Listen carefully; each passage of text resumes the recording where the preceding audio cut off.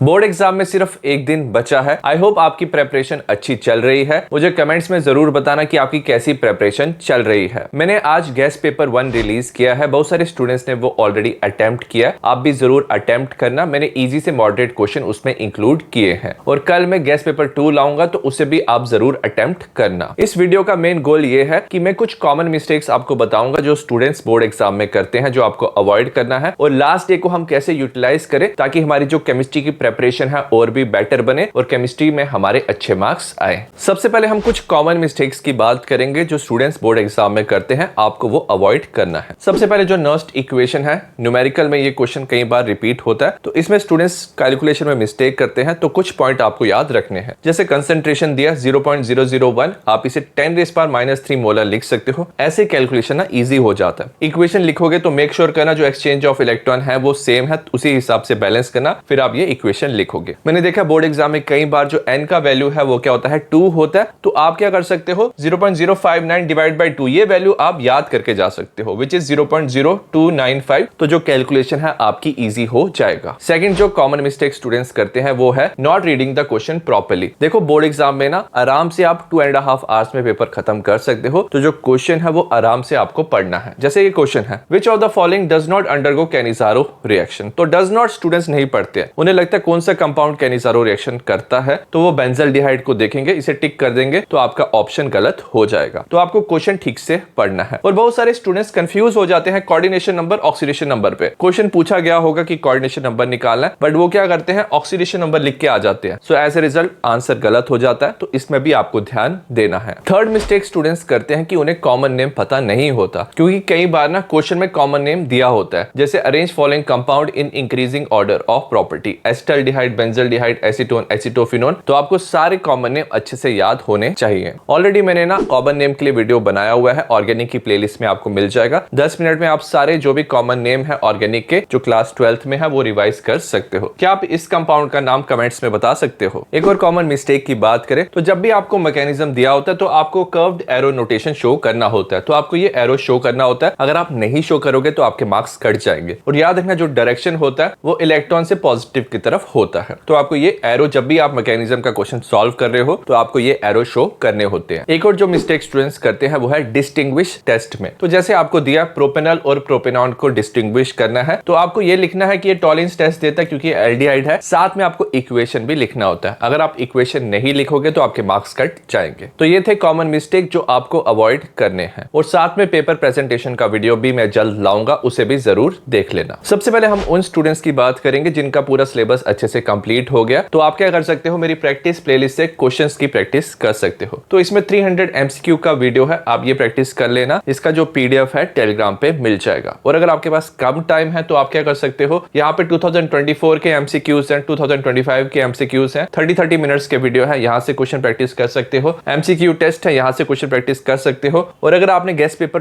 Practice नहीं किया है तो इसे जरूर प्रैक्टिस कर लेना। मैं जल्द गेस्ट पेपर 2 लाऊंगा। तो ऐसे आप पूरा प्रैक्टिस करके अपनी प्रेपरेशन को स्ट्रॉन्ग कर सकते हो। अगर आप फिजिकल केमिस्ट्री में स्ट्रगल कर रहे हो तो आप मेरी रिवीजन वीडियो देख सकते हो। उसके बाद जो मैंने प्लेलिस्ट बनाया है 11 इयर्स के PYQ का, तो PYQ सारे प्रैक्टिस कर लेना। जो भी न्यूमेरिकल होगा लिख लिख के प्रैक्टिस करना, क्योंकि न्यूमेरिकल रिपीट होने के काफी ज्यादा चांसेस होते हैं। साथ में मैंने थ्योरी वाले क्वेश्चन का वीडियो बनाया है फिजिकल केमिस्ट्री के। ये जो क्वेश्चन है हर साल similar type of question repeat होते हैं, तो इसे भी अच्छे से कवर कर लेना। तो ऐसे आप फिजिकल केमिस्ट्री कवर कर सकते हो। अगर आप इनऑर्गेनिक केमिस्ट्री में स्ट्रगल कर रहे हो तो याद रखना इनऑर्गेनिक में PYQ रिपीट होने के सबसे ज्यादा चांसेस होते हैं। तो सारे PYQ जो है वो अच्छे से पढ़ लेना एटलीस्ट। और इसके साथ जो थ्योरी वाले क्वेश्चन है 11 इयर्स के इनऑर्गेनिक के जो मैंने कराए हैं इसे भी जरूर पढ़ लेना। तो आपका इनऑर्गेनिक अच्छे से कंप्लीट हो जाएगा। अगर आप ऑर्गेनिक में स्ट्रगल कर रहे हो तो आप मेरा रिवीजन वीडियो देख लो। जो रिएजेंट है सारे याद रख लो चैप्टर के, इसका PDF टेलीग्राम पे मिल जाएगा। उसके बाद जितने भी नेम रिएक्शन है, डिस्टिंग्विश टेस्ट, रिएक्शन मैकेनिज्म, उस चैप्टर के आपको याद रखना है क्योंकि यहाँ से डायरेक्टली क्वेश्चन पूछा जाता है। और उसके बाद आपको PYQ की प्रैक्टिस करनी है। तो ऐसे आप ऑर्गेनिक केमिस्ट्री कंप्लीट कर सकते हो। और अगर आपको नहीं समझ आ रहा कि कैसे पढ़ाई करनी है तो मैंने एक वीडियो बनाया है 300+ PYQ का। इसमें 7.5 आवर्स में मैंने सारे चैप्टर के इंपॉर्टेंट PYQ कवर किए हैं। एटलीस्ट इसे ना अच्छे से पढ़ लेना। इसका लिंक मैं डिस्क्रिप्शन में आपको दे दूंगा और इसका PDF आप टेलीग्राम से डाउनलोड कर सकते हो। इसमें मैंने मोस्ट इंपॉर्टेंट PYQ इंक्लूड किए हैं जिसके रिपीट होने के काफी ज्यादा चांसेस होते हैं। तो एक बार इसको जरूर पढ़ के जाना, आपके डेफिनेटली अच्छे मार्क्स आएंगे। एंड में मैं यही कहना चाहता हूं कि अभी ओवर थिंकिंग का टाइम नहीं है। अच्छे से रिवीजन करना, जो मैंने मिस्टेक्स बताए हैं उसे आपको अवॉइड करना है और कामली आपको एग्जाम देना। आपका एग्जाम डेफिनेटली अच्छा होगा। See you in the next video, bye.